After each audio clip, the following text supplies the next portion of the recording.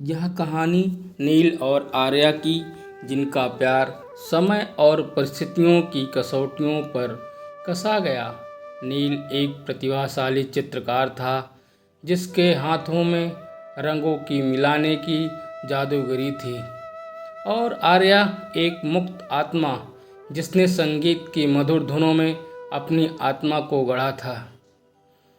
उनकी मुलाकात एक सामान्य दुर्घटना में हुई, जब नील की पेंट ब्रश आर्या की नोटबुक पर गिरी और उसमें रचा बसा संगीत रंगों में बहने लगा।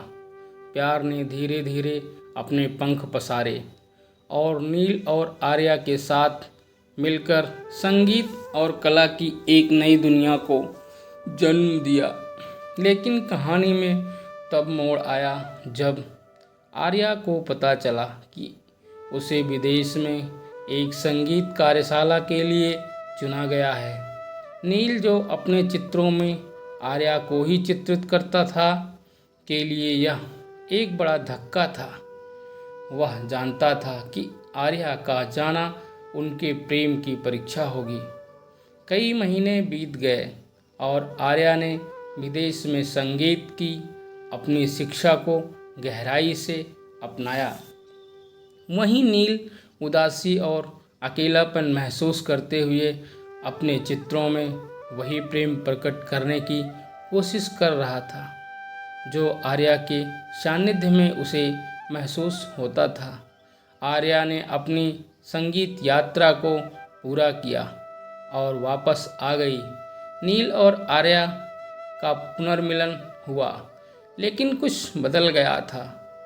सांस्कृतिक मतभेद, आर्या के संगीत में बदलाव और नील के चित्रों में आई उदासी ने उनके प्यार को प्रभावित किया। फिर भी उनका प्यार कुछ इस तरह का था जो बाधाओं को मात देकर उभरा।